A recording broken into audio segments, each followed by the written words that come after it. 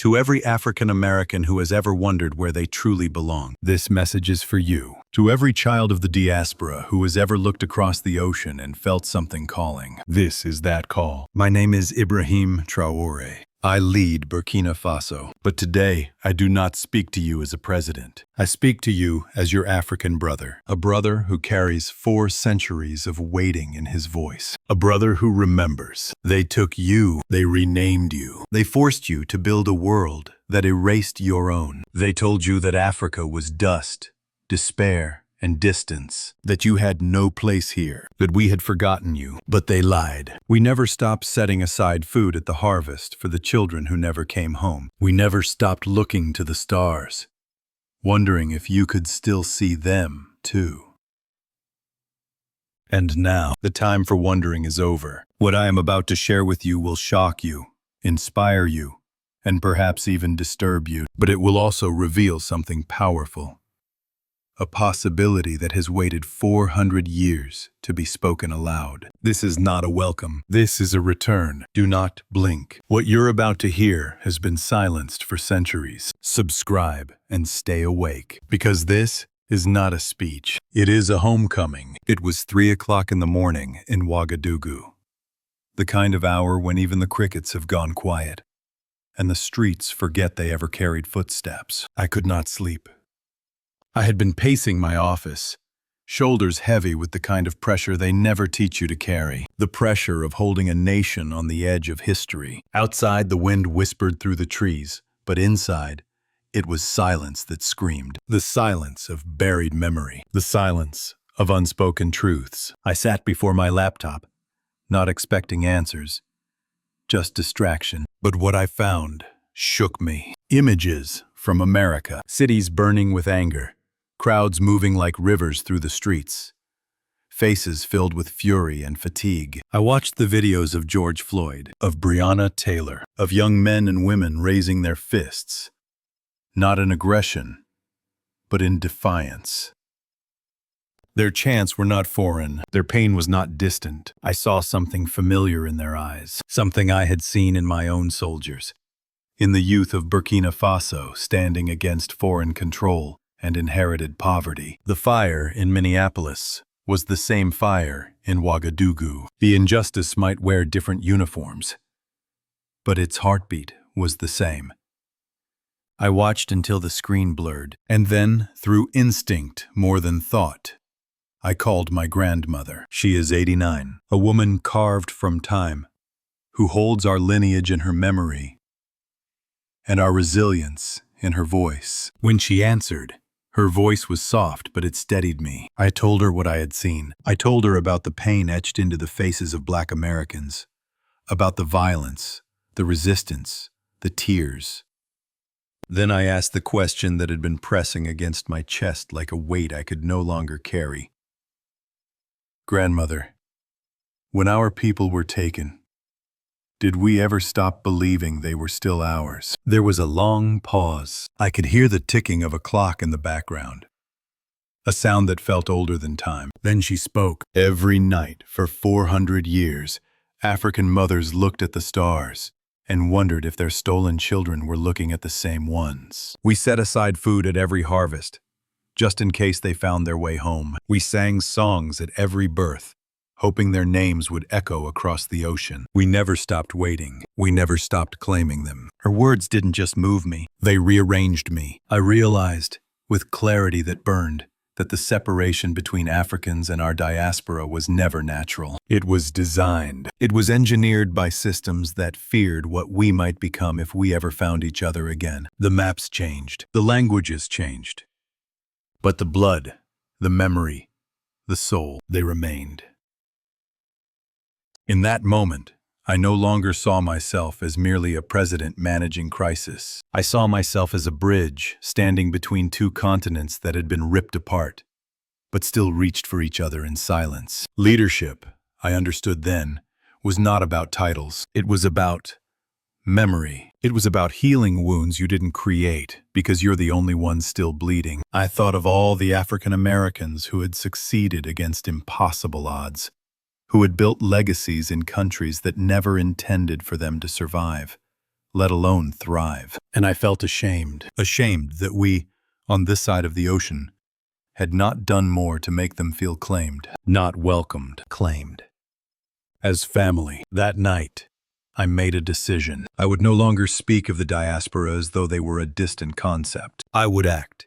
I would reach out, not as a politician seeking allies, but as a brother seeking kin. Because this wasn't just about reparations. It was about restoration. This wasn't about aid or guilt. It was about identity. The protests in America were not isolated. They were echoes of an older wound, and I could feel it deep in the soil beneath my feet and in the names carried across centuries. That now was the time to reconnect what history tried to sever. It wasn't just a political responsibility. It was a generational duty. I had no roadmap, no advisors, no international handbook for this kind of work. But I had my grandmother's voice. I had the stars, and I had the certainty that no matter how far our people had been scattered, they had not been erased. They were still watching, still waiting.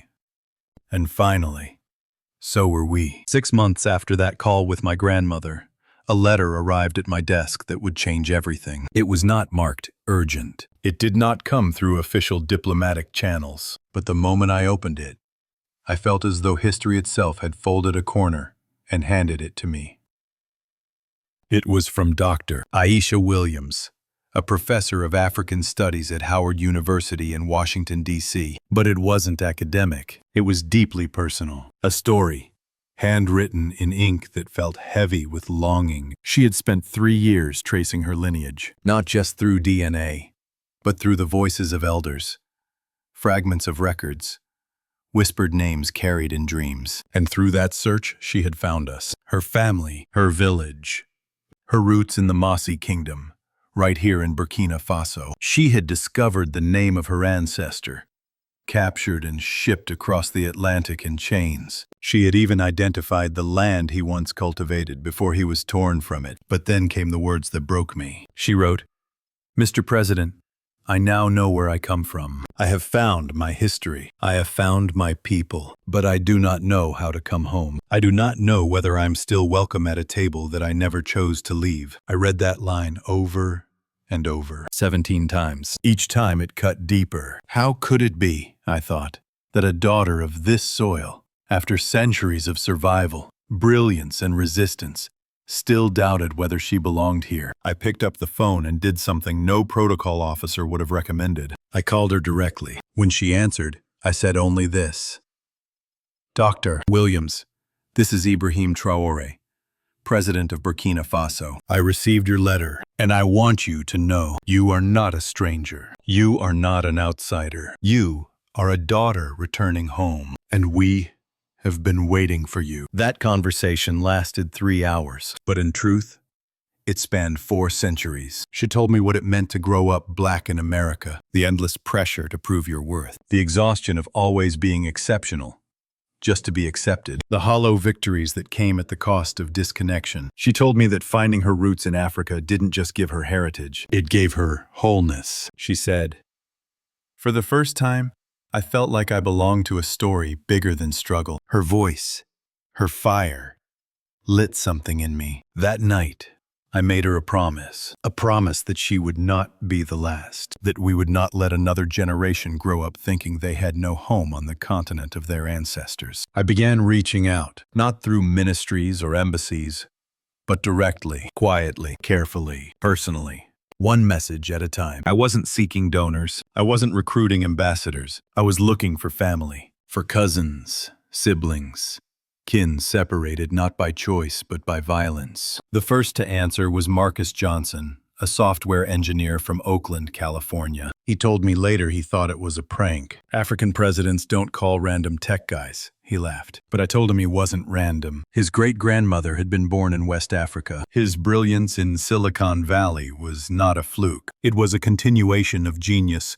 stolen from this continent. He agreed to come, not as a tourist, but as a returning son. I introduced him to our young tech teams, building fintech with scraps and dreams. He thought he would teach. Instead, he learned. By the end of his visit, he wasn't just inspired, he was invested. He co-founded a fintech startup, not as charity, but as partnership. Then came Dr. Michael Thompson, a renowned cardiovascular surgeon in Chicago. He told me, "I've spent decades proving that Black excellence in medicine exists, but I've never been able to simply be excellent without explanation." We talked for hours about medical schools rooted in African tradition and modern science. He committed 6 months to Burkina Faso and promised to bring others. And he did. He introduced me to Dr. Kesha Williams, an engineer building renewable energy solutions in America, now dreaming of powering Africa without external red tape. Then came Robert Jackson, a financial strategist who saw how African development could be linked to African American wealth creation. Then Angela Davis Brown, an educator whose methods had uplifted children in underserved schools across the U.S., now asking, what if we stopped trying to fix broken systems and started building our own?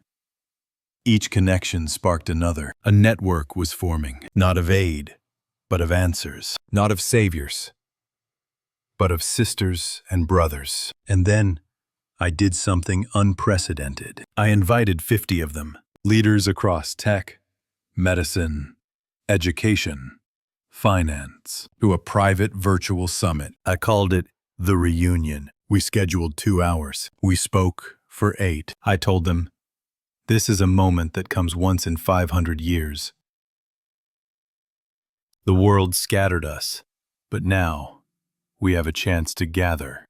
I shared my vision. An Africa that processes its own resources, builds its own products, develops its own technologies. But I told them clearly, this dream was not possible without them, without their expertise, their networks, their insight. I didn't ask for money. I asked for minds. What followed was beyond what I imagined. Commitments of time, of talent, of heart. $75 million in pledged investments. Projects spanning 7 countries. But more than that, we had built something they never wanted us to build. A global Black alliance, rooted in memory, focused on the future, and unstoppable. At the end of the call, Angela stood up and said, what if we stopped being the exception and started building spaces where Black excellence is simply the norm?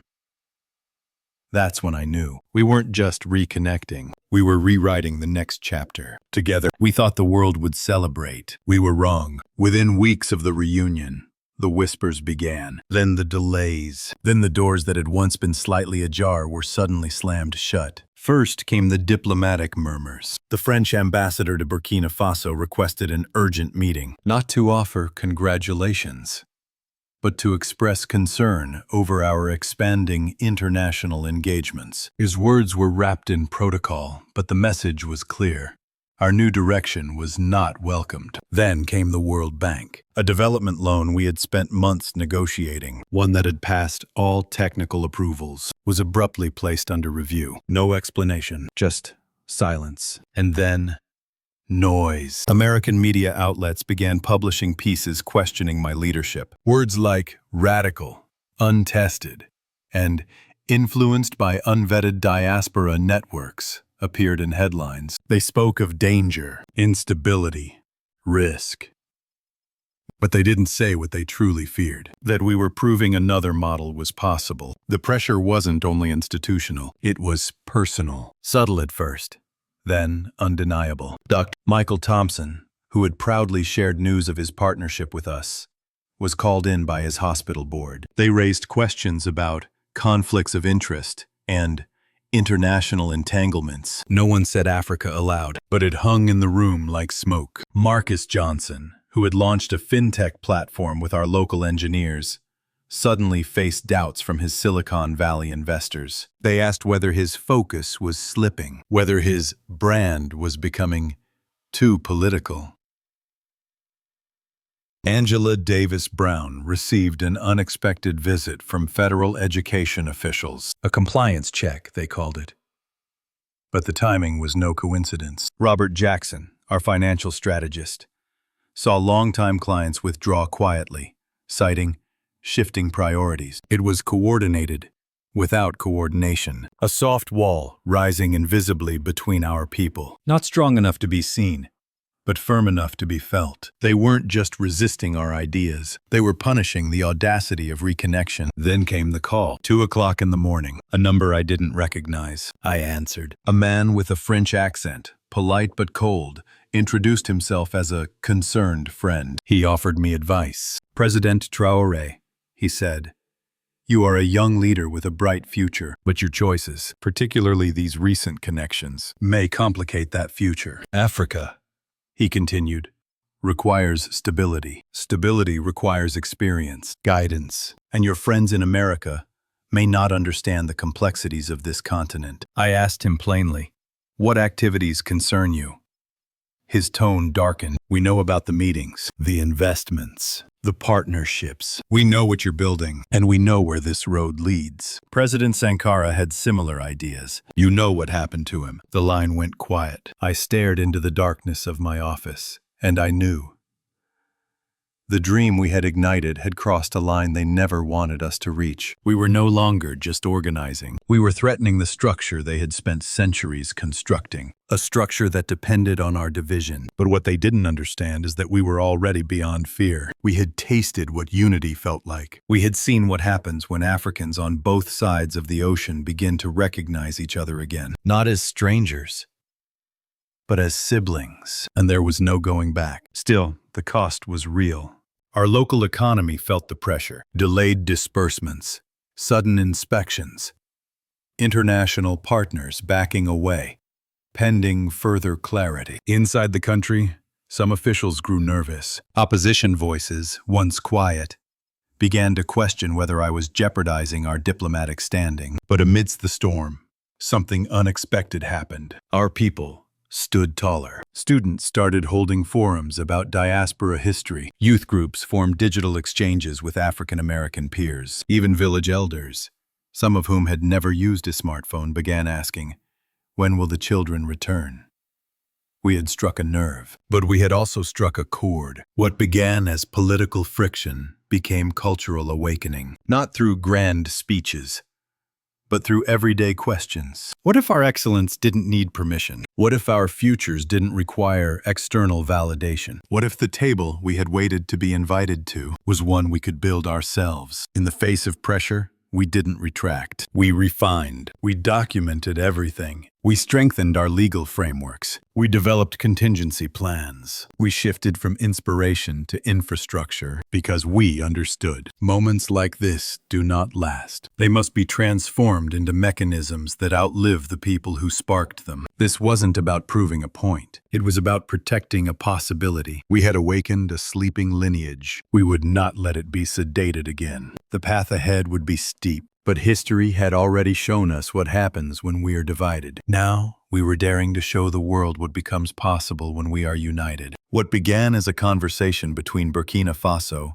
and a scattered family soon became something larger, something no border could contain. Word traveled, not through official press releases or media headlines, but through whispers, phone calls, private messages, quiet nods between people who had been waiting for something to believe in. The first to respond were from Brazil. Afro-Brazilian leaders, long marginalized within their own country, reached out to explore whether this model of reconnection could be adapted to their communities. They weren't asking for resources. They were asking for roadmaps. Then came the Caribbean. From Jamaica to Trinidad, historians, educators, and business leaders began asking, what if we too can find our way back? Not just symbolically, but structurally? Even African diaspora communities in Europe, often caught in the limbo of identity, reached out to inquire how they could participate. This was no longer a Burkinabe initiative. It was fast becoming a continental blueprint. But perhaps the most profound shift came from within the United States itself. Institutions that had long served African American advancement, historically Black colleges and universities, Black professional networks, faith-based organizations, began moving from curiosity to commitment. They were no longer asking, is this real? They were asking, how do we scale it? At Howard University, students proposed study abroad exchanges not as academic tourism, but as genealogical return. At Spelman and Morehouse, Administrators explored joint degrees with African universities. Black-owned businesses began researching cross-continental supply chains. Healthcare networks began mapping gaps in rural West Africa, where African-American expertise could be deployed, not as intervention, but as collaboration. What struck me most was the tone. It wasn't charitable. It wasn't sentimental. It was strategic. These were not diaspora members looking for belonging. These were co-builders, arriving with blueprints in hand. We began to receive proposals, joint venture frameworks, diaspora investment funds, regional talent exchanges. People were no longer waiting for permission. They were designing systems not reliant on gatekeepers, not filtered through international NGOs, not designed to be sustainable in donor reports, but to be sovereign in practice. For decades, we had been told to be grateful for aid. Now, we were witnessing a shift from assistance to alignment, from pity to partnership, from symbolism to systems. That was when I realized this was not a project. It was a movement, one that didn't require central coordination to grow. Its fuel was memory. Its direction was shared purpose. Its power came from the fact that it could not be undone by a single election, contract, or regime. It lived in people now, across continents, time zones, and histories. We had triggered not just interest. We had triggered imagination. And once a people begin to imagine together, the world they build next is never the same as the one they inherited. When I close my eyes and picture the future, I do not see a continent begging for help. I see a continent building with its family, a family long separated but finally reassembled. I see African American students walking through campuses in Accra, Lagos, and Nairobi, not as foreign visitors, but as heirs to a legacy temporarily interrupted. I see African students sitting in classrooms at Howard, Spelman, and Morehouse, not as international guests, but as siblings reconnecting with the brilliance their ancestors helped build. I see young professionals who once saw Africa only in history books, now launching startups in Ghana, in Senegal, in Burkina Faso, not as charity, but as strategy, not as nostalgia, but as future. I see our elders, retired engineers, teachers, nurses, choosing to spend their wisdom years not in quiet isolation, but mentoring a generation of young Africans eager to build. And I see these elders walking through markets, villages, innovation hubs, not as outsiders, but as those who have come home. Not home to the past, but home to possibility. I see businesses designed for Black communities, by Black minds, serving both sides of the Atlantic. I see curriculum written by those who know our pain and our potential, teaching our children that their excellence is not a surprise, but a birthright. I see medical systems rooted in cultural understanding, financial systems untethered from dependency, energy systems powered by both the sun and sovereign design. But more than systems, I see something deeper. I see normalcy. I see a world where Black success is no longer a miracle, but an expectation. Where our genius no longer needs explanation. Where dignity is not a demand, it's a given. This is not a utopia. It is a plan, one that requires courage, one that will face resistance, but one that is already in motion. We are not dreaming blindly. We are building intentionally, and we are doing so together, no longer separated by borders, time zones, or imposed identities, but united by choice, by vision, by blood that remembers. The road ahead will not be paved for us, but we now have the hands to lay the bricks. We have the minds to draw the map. We have the heart to carry it forward. And for the first time in centuries, we are not walking alone. We are walking as one, because this is not just about changing Africa. It is about transforming what it means to be African anywhere in the world. The question is no longer whether we can. We already are. The question is, will we choose to finish what we've finally started? Will we choose to finish what we've finally started? Will we choose to finish what we've finally started? This is not just a political story. This is not a footnote in African history. This is a turning point in human history, one written not by presidents or diplomats, but by families remembering each other after 400 years apart. The reunion was never meant to be a moment. It is meant to be a movement, and movements require people. People who are tired of waiting for permission to belong. People who are ready to build systems that reflect their truth, not someone else's template. People who understand that home is not a place on a passport, but a connection written in blood, memory, and vision. We began with a letter, a phone call, a meeting, and from that, a map has emerged, not of geography, but of destiny. A map connecting the streets of Oakland to the markets of Ouagadougou, the classrooms of Spelman to the hospitals of Accra, the boardrooms of Atlanta to the tech hubs of Dakar. For generations, African Americans were told that Africa was a place of the past. But today, Ibrahim Traoré news is proving it is the future. Not a perfect future, but a possible one. A future not built on handouts or apologies, but on partnership, pride, and purpose. And make no mistake, this is not just about Burkina Faso. This is about an idea whose time has come. An idea that no longer needs translation. An idea that is already walking on 2 continents, with 1 heartbeat. So, if you have ever wondered where you truly belong, if you have ever felt like something was missing but could never name it, this is your moment. Ibrahim Traoré news is not just a headline. It is an invitation, and the seat with your name on it has never been removed. It has only been waiting for you to come home, not to mourn what was lost, but to build what comes next. If this story stirred something in you, do not let it fade. Comment, subscribe, and share this with every soul still searching for their way back. Because this is not just a story. This is family finding each other again.